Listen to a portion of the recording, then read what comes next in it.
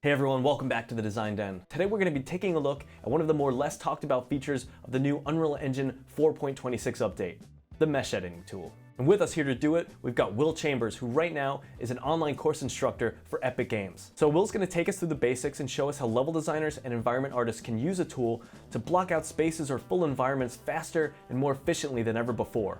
Alright, so let's roll the intro and let Will get right into it.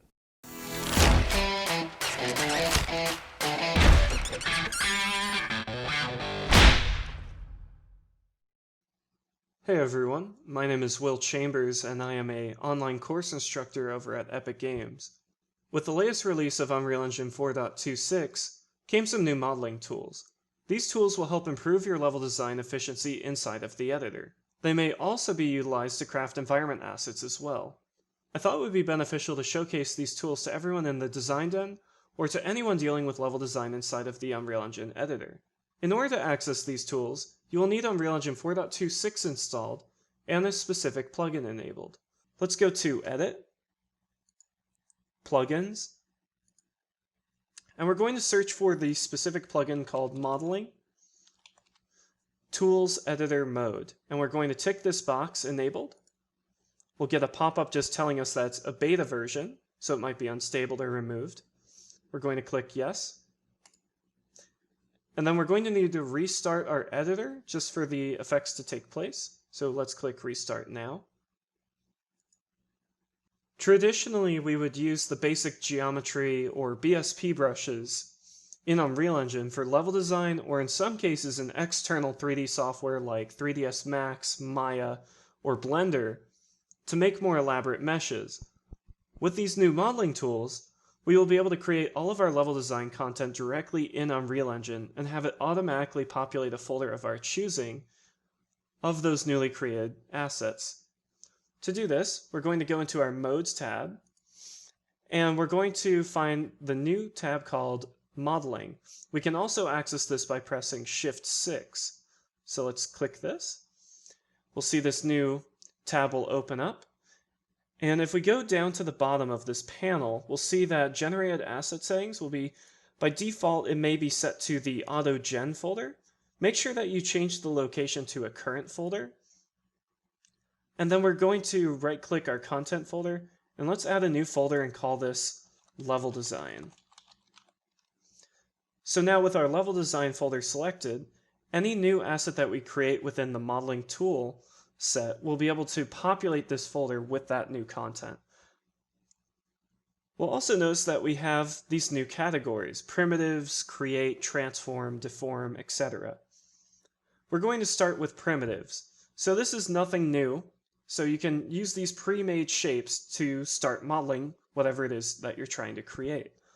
If we select box just by left clicking it, we'll see that we get all of these new shape settings. We can change the height, the width, depth, subdivisions.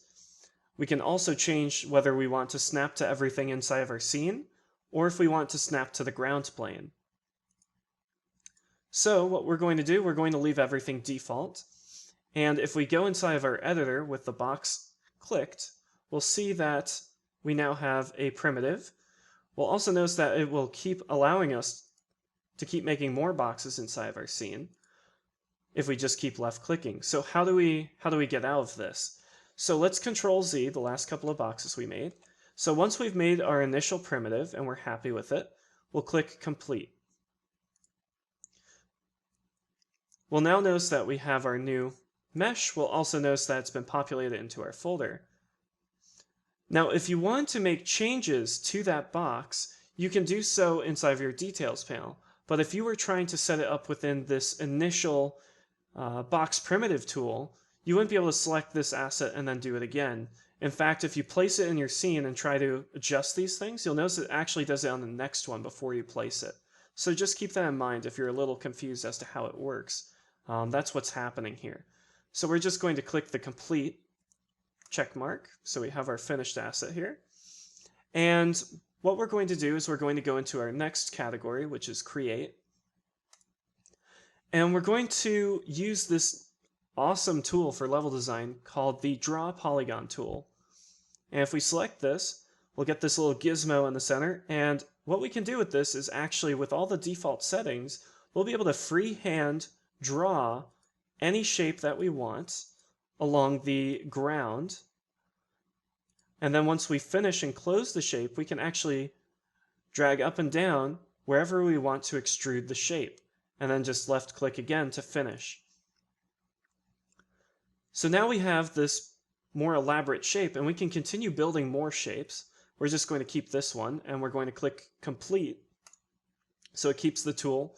We'll actually notice that we have this new extrude. And what you'll quickly notice is that when we start actually using this Polygon Draw tool quite a bit, that our folder is going to actually populate pretty fast. So it's a good idea to keep things organized.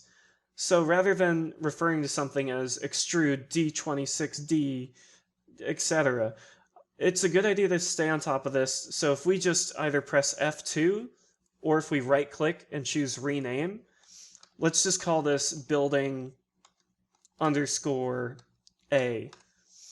And then this way we have an asset that we can actually reuse in our scene if we actually put some time into making this a building, or it might even remain a block. At least now we'll notice that when we drag it into our scene, it actually comes in labeled.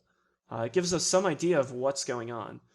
It's also a good idea to use folders so that we also can keep things organized. It's really up to you as the designer how you want to approach things and keep things organized. So let's delete that. And the next feature I'm going to show, so let's click complete the active tool, is going to be the ability to actually create a mesh Boolean inside of Unreal Engine. Something that you could do within the BSP tool set, but not with as many like elaborate shapes at this kind of efficiency. So you can build multiple shapes within seconds of using this new modeling toolset that would typically take several minutes of using the BSP editor. So let's pull this shape over, and I'm just going to intersect the two meshes. And let's select the mesh that I want to cut into, and then the secondary mesh that's going to do the cutting. And we'll see that we now get this new option, Mesh Boolean. Let's click it. We'll notice that we get these two new gizmos that pop up. The one that the mesh is being cut into, and the one that's actually doing the cutting. So now you'll see I can actually click and drag, and if I come in over here, you can actually see that if I move this asset, it'll cut into it, or the other gizmo, I can move that one as well. So once I'm happy with it, I can also change the operations, so A minus B, B minus A, which would be the other building actually cutting into it. So you can play around with these settings. An intersection, everything that you would kind of expect from a Boolean operation. And so now what we're going to do is we're just going to click accept.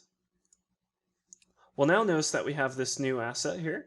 So we've kept our building A and everything. It's just creating a brand new asset for us. So we can call this, and if we press F2 as the hotkey for renaming, we can call this building B underscore B. So now we have this building, but notice that the pivot is actually not in an ideal place for snapping to the ground. Now, this is a new feature that's specific to this new toolkit, is we can go into our transform category and edit the pivot. So let's click edit pivot. This allows us to click and drag wherever we want to put our pivot. And this doesn't just limit itself within this modeling toolset. You can do this to any pre-existing static mesh in your content like your content browser. You have the ability to change the pivot at any moment in time to update everything across your project. You also have the ability to use these predefined box positions, such as center, bottom, top, left, right, back, and front. And if I click it, you'll see that it will now snap to the center, to the bottom, to the top. And then when you're happy with the pivot's position, you just need to click accept. So let's put this to the bottom, and we're going to click accept.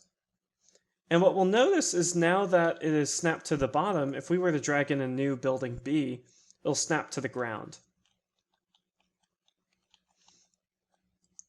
Okay, so the next thing we're going to look at is going to be inside of the Deform category. And what we can do inside of the Deform category is actually do some sculpting. Now, there's two different kinds of sculpting inside of here, and there's regular sculpt and DynaSculpt. Sculpting is going to use the pre-existing geometry to sculpt from, whereas DynaSculpt is going to create new geometry. Based on what you're trying to sculpt, it'll add extra geometry to kind of make sure there are enough faces to kind of sculpt whatever it is you're trying to do.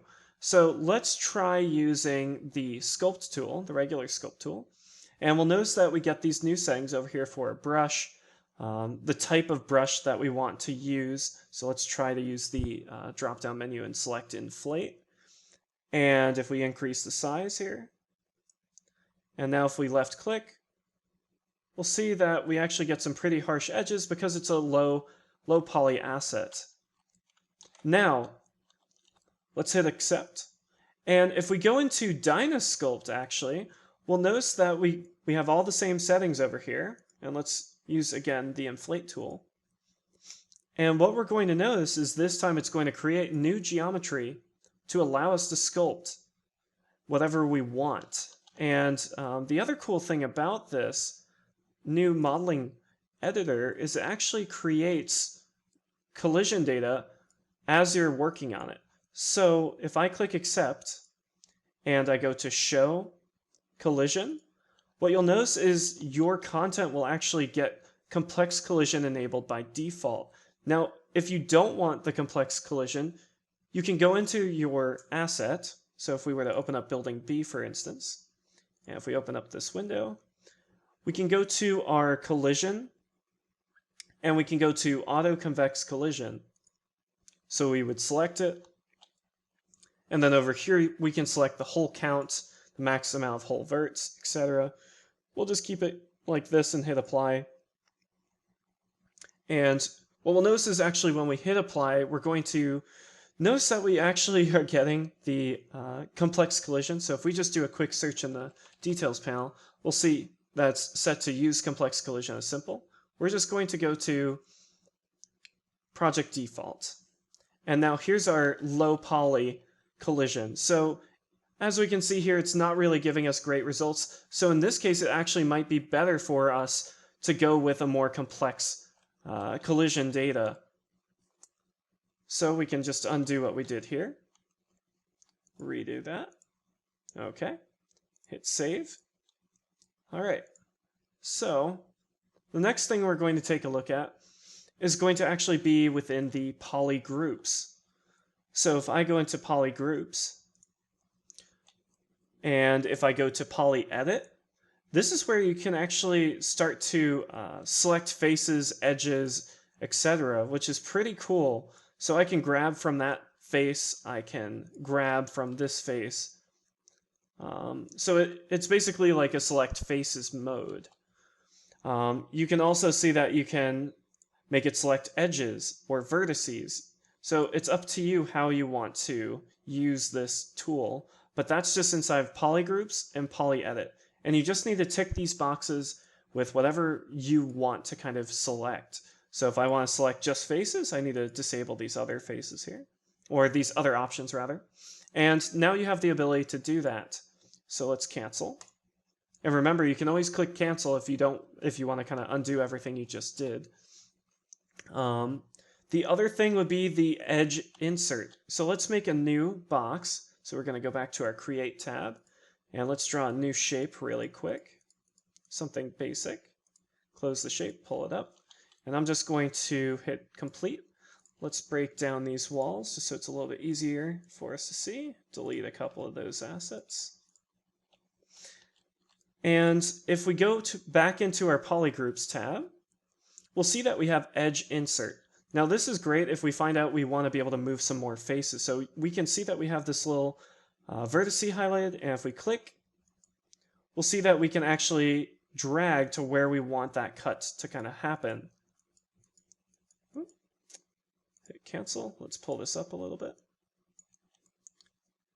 Poly Edit. Okay. And so yeah, we just are going to select, again, you have to go from one edge to another, click, and it'll create that new face. Just give it a second. Sometimes it has to generate that new data. And because it's updating the asset within your content browser as well. So if you do notice a hiccup in your system when you're doing certain functions, just remember that is constantly populating your folder with the most up-to-date information. So now if I go to Poly Edit, I have these new faces. This allows me to now pull from this new face. So it can be very useful for making changes on the fly. Okay, let's hit accept.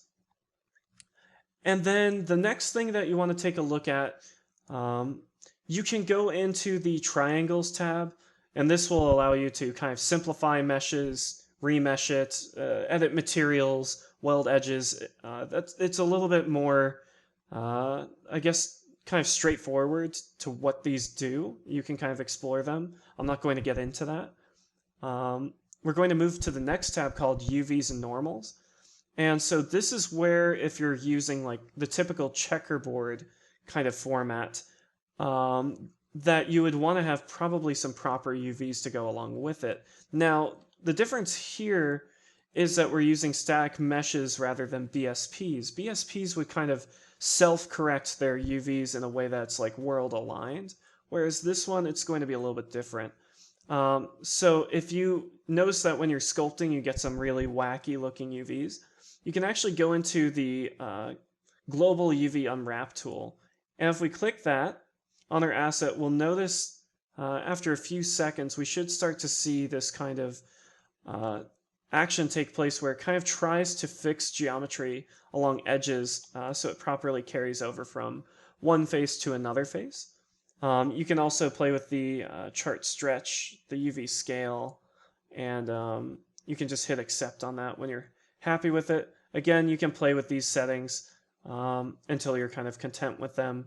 It can take a couple of tries in order to get it to work properly. And there are other ones as well, so you can do some UV projections and other things like that. You can even go into a UV layout, baking maps, things that you would be used to inside Maya, Blender, 3ds Max, etc.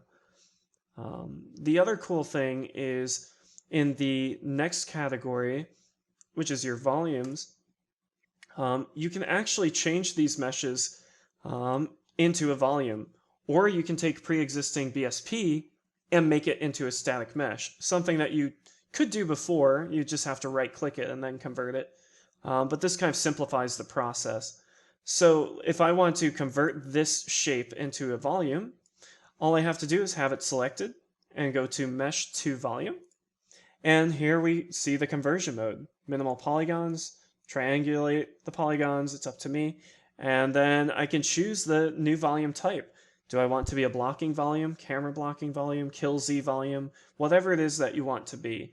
So if I want it to be a blocking volume, I select the blocking volume and hit accept. And now I have a blocking volume.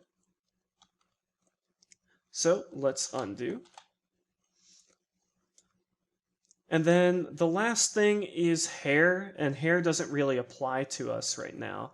So I'm not really going to delve into hair, but that is a new feature that has been involved with the new 4.26 release. So you can use fully dynamic hair curves inside of Unreal Engine and kind of play around with those hair physics and materials in real time. So at this point, I'm just going to create a couple of shapes. So let's use the Draw Polygon tool. And I can just click and drag around. Make a little city. Okay. And again, we can see that my folder is already getting filled with these. We'd want to keep these all labeled.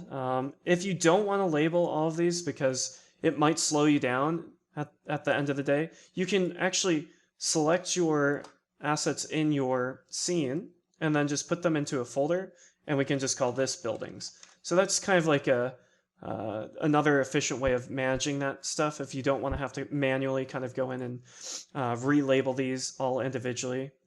You can keep them kind of populating in your folder and then just quickly throw them into folders that kind of define what these extrusions or whatever these shapes are, just to kind of keep things a little bit more organized when things get a little bit more complex in your scene. The other thing that you can do is if we, let's take a box, and we're actually going to, let's have two boxes actually, and then we're going to make one with a subdivision of 10 on the height, 10 on the width, and 10 on the depth. And then let's click complete.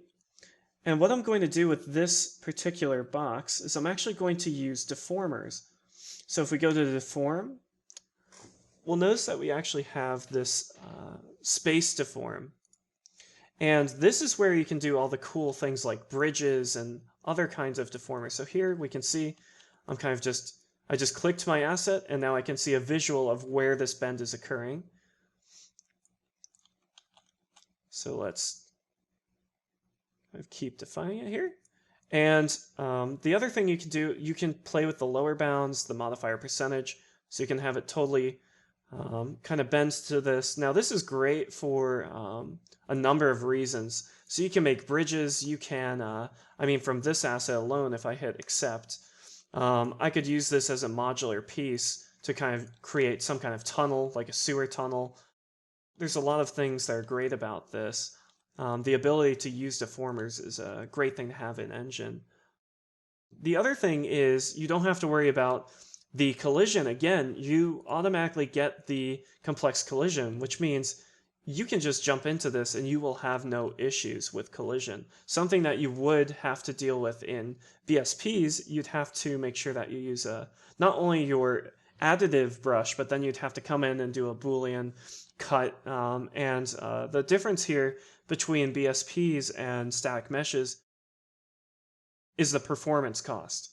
Using BSPs can get very performance heavy fairly quickly. If you even have just 100 BSP brushes in your scene, it'll quickly add up. And then you also, when you start doing Boolean operations where you're subtracting from multiple brushes, these are all things that very quickly become a costly thing to do. So that being said, that's one of the things you can do here. So let's undo this.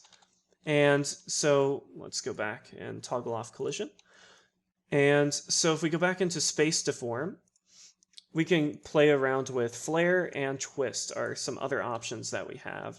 And so if we play with the modifier percentage, we'll see it's doing some kind of wonky things here. And that's because it's actually at a vertical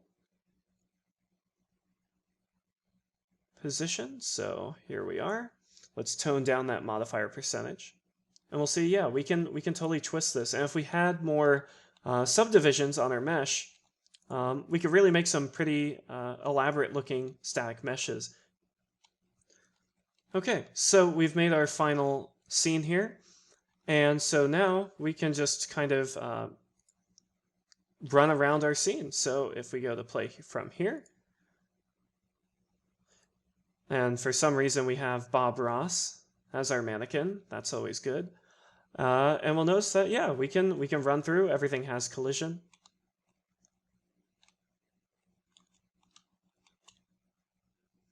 And if we stop this, we'll notice again that if we use some more elaborate shapes, so let's remove everything from in here. And if we were to make a Boolean cut, so again, we just select the object we want to cut into, then the object here. So let's pull this down a little bit, make a little building. We can go into our create, mesh Boolean, hit accept. And we'll notice that if we play from here, we can actually run right into our building because we have complex collision. And all the collision data is right here, as we can see it. Keep in mind that these tools are great, but they are experimental and early access. Don't forget about these tools along with the amazing BSP stair brushes. So things like the linear stair brush and the curved stair brush are really great. Just remember that you're going to want to probably convert those to the static meshes so you can utilize this new modeling tool set along with them. I hope you guys found this introduction to the new modeling tools in Unreal Engine 4.26 helpful, and that these new tools enable you to work more efficiently in Unreal Engine as both a level designer and environment artist. That's some pretty awesome functionality, right? I'm actually pretty excited to use it myself. And thank you so much, Will. That was really awesome. I know people on the Discord are going to find it super helpful, and hopefully now out there on YouTube as well. And if you have anything you'd like to add or questions for Will, go ahead and comment below or hop on the Discord and jump in on the conversation. I'll put the link below. And I have to say it, if you enjoyed the video, like it and please subscribe. It helps out a lot. And I'll see you all right back here next time in the Design Den.